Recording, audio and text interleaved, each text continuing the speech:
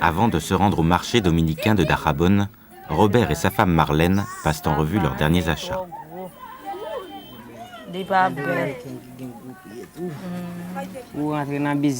Il y a trop de monde dans ce business. Toi, tu achètes de la marchandise bien chère au Cap Haïti, et quand tu arrives du côté espagnol, les Dominicains ne veulent pas te donner le vrai prix pour ça.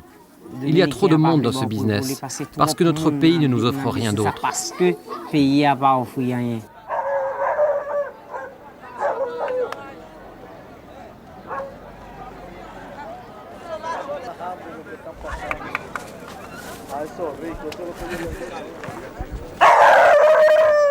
Le jour du marché, les habitants de toute la région de Ouanaminthe se rendent en masse à la frontière. Certains, comme Robert, attendent l'ouverture des grilles sur le pont de la rivière Massacre afin de traverser la frontière légalement. Tous devront acquitter un droit de douane élevé.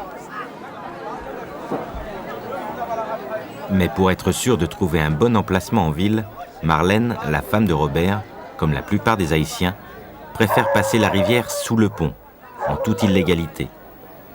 Loin de les repousser, les autorités militaires dominicaines ont institué une autre forme de prélèvement tout à fait arbitraire et informelle, le racket.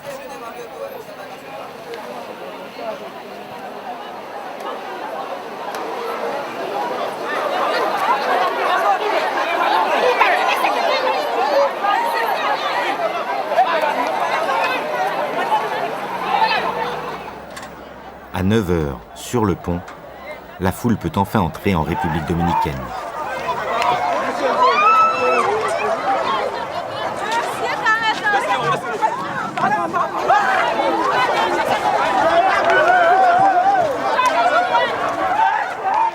Quand ils arrivent en ville, ceux qui sont passés illégalement par la rivière sont confrontés au contrôle d'autres militaires et à d'autres humiliations.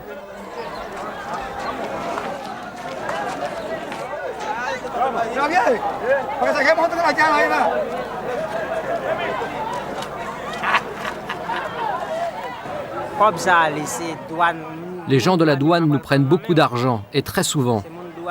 Quand ils t'attrapent, ils t'emmènent dans un coin et là, c'est beaucoup de malheur. Les gardes te donnent des coups. Parfois, quand tu passes la rivière, même après avoir payé, ils te donnent quand même des coups. C'est l'injustice que nous subissons ici.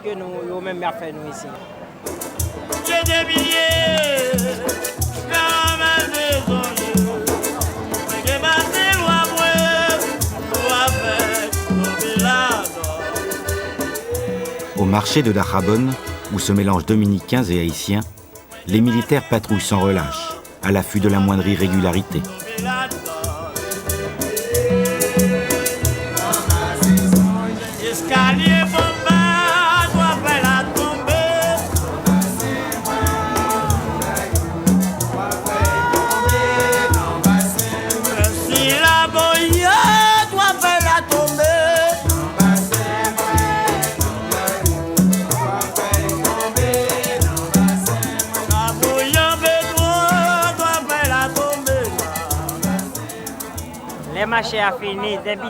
Quand le marché se termine vers 2h, si t'as pas ramassé tes affaires, ils prennent des gros bâtons et ils te frappent pour que tu rentres en Haïti.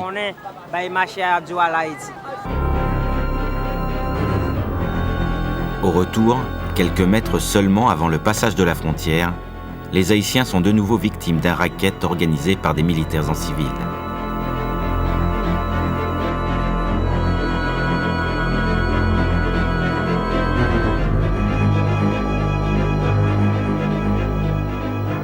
Les violences envers les Haïtiens ont une histoire ancienne.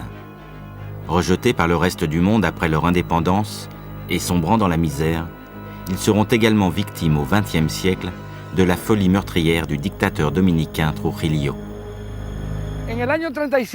En 1937, une fois la ligne frontalière bien définie, Trujillo fait un voyage à Dajabón.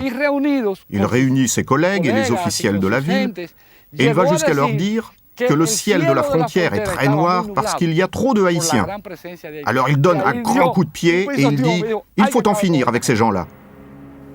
À partir de là a commencé le grand massacre de 1937, au cours duquel 15 000 à 25 000 Haïtiens sont morts.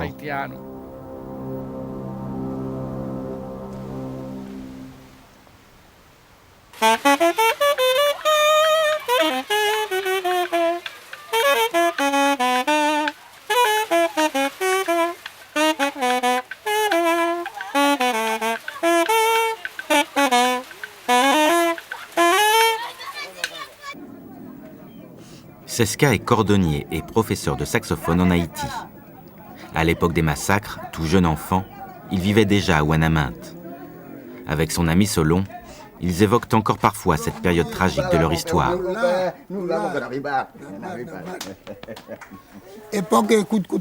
À l'époque des coups de couteau, j'avais un oncle qui habitait du côté espagnol.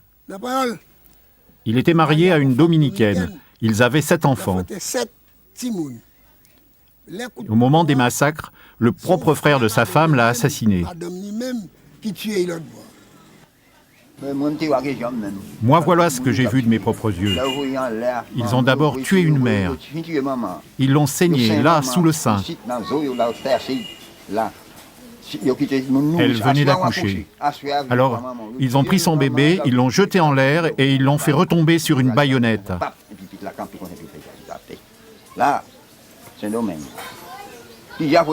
Après avoir vu ça, je ne suis plus jamais allé à Saint-Domingue.